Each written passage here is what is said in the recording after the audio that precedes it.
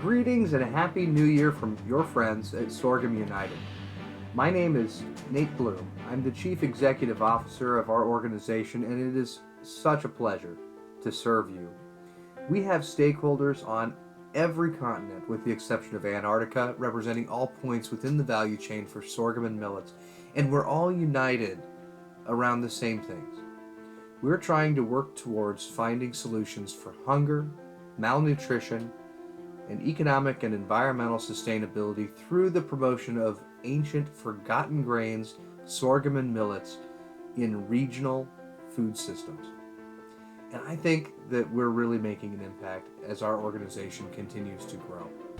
I wanted to record a message for you, thanking you for all of your support, for your membership, for just being a part of our group, sharing ideas with your peers on other parts of the planet who otherwise wouldn't have the opportunity to have these conversations with you.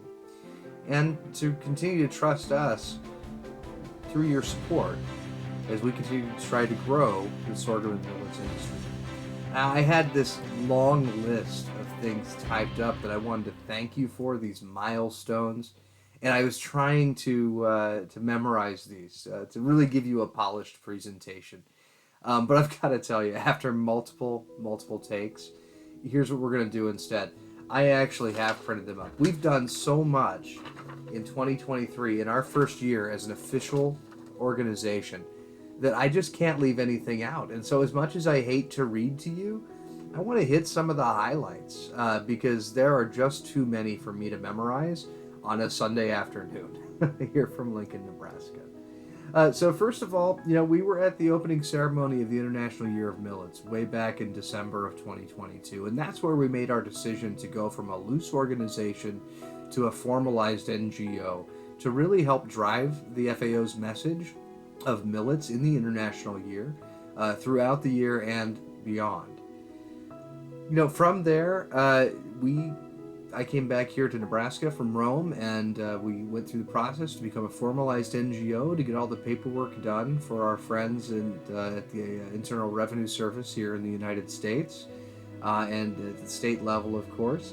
And then while we were doing that, we were also planning our first conference right off the bat, trying to hit a home run right to go.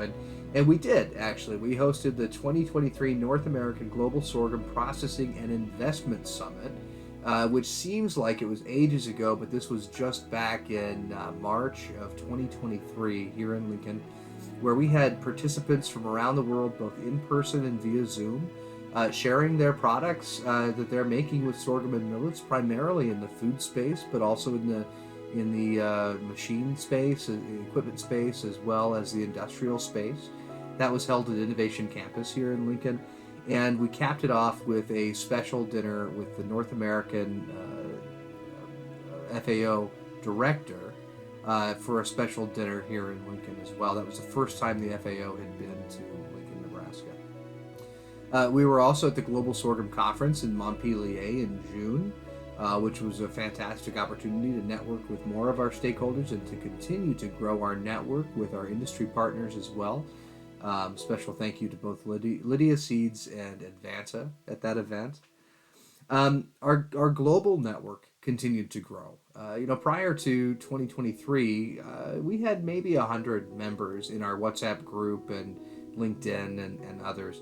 And now, through this year, our network is even larger. I would say in the hundreds. And we're working to really quantify that and refine that for you here in the next year. We'll talk about that here in just a little bit. But the continued growth tells me that our message is resonating, and as a grassroots organization, our members are rising up to help us make the change for these forgotten grains. We also published a series of children's books as part of our education and outreach. Those Sorgo Squad trilogy was published. The first 3 books were published here this year. They were featured in New York's Times Square, as well as the Miami Book Fair, and we've had dozens of positive book reviews from reviewers around the world. And then, more important, that's important as well, we also attended the World Food Forum at the FAO later in the fall, or I guess, that was in June maybe. Anyway, we were there at the FAO again, continuing to build our relationships with that organization and to be a part of the conversation with state leaders from nations across the planet. It was really a remarkable event to be at. We've done a ton of global media. We have a global media company that we work with that does a really good job getting us television, radio, and print interviews, not just here in North America, but all over. We've done interviews in Australia. We've done interviews in the UK, in France, in India. And our message, again, continues to resonate with those folks who are reporting the news, because what we're talking about are some of the biggest issues facing the planet. And I think that we're doing so in a positive way that's really making a difference, and I'm really proud of that. Of course, recently we signed the Indo-US Millets Initiative. That's a partnership between Dougherty Water for Food Global Institute, the India Millet Initiative, the North American Millets Alliance, and the University of Nebraska.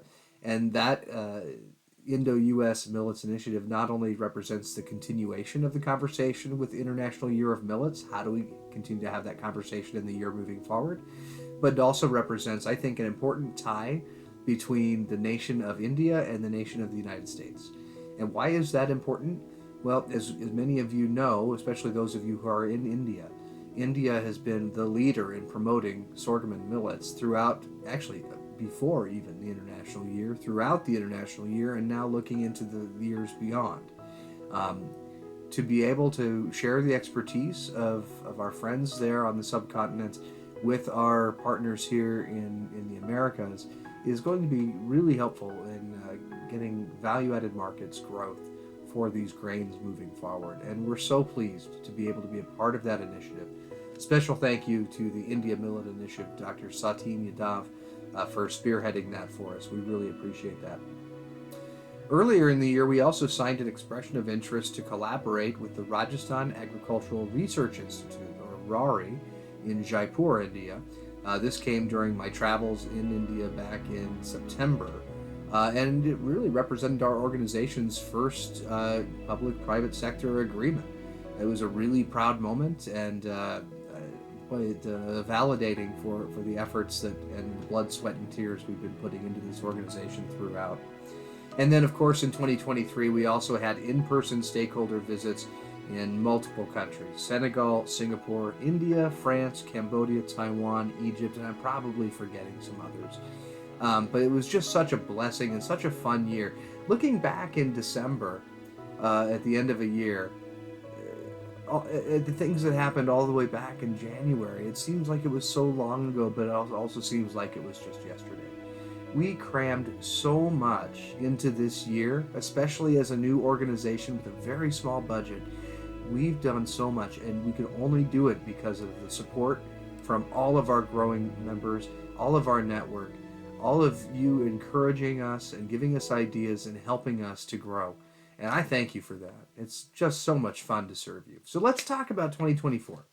2023 is over, nearly. A matter of hours where I live, but where you are, it's probably already over anyway. So what are we doing next? What does 2024 have in store? Well, first of all, we've got new websites. They should actually be released here just in the next couple of weeks. And with those new websites, you're going to find some new and refined global group communications.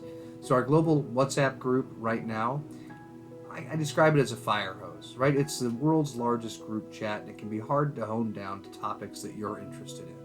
And we're working on our website to create some solutions for that, so we can categorize the conversations and make it a little easier to sift through for the things that are of interest to you. So look for that. Within the first 6 months of the new year, I am hoping to add some staff and more organizational structure as we continue to broaden what our organization can do and our reach. We are also sponsoring the 7th Annual Pan-African Agriculture Expo in Nairobi, Kenya. That'll be held in mid-February of next year. I'm going to be speaking at that on behalf of you, as well as we'll have a booth there. And we're really excited and very humbled that we were asked to be a part of that. We're also going to be conducting more stakeholder meetings in the early part of the year in Q1. Stakeholder meetings in India, Singapore, Kenya, Tanzania, and of course in Rome. We'll be at the closing ceremony of the International Year of Millets. And sometime during there also, maybe before I leave for that travel, we'll be launching our new podcast under the banner of what we're calling the IYM Plus One, or the International Year of Millets Plus One. How do we continue to have that conversation throughout the year?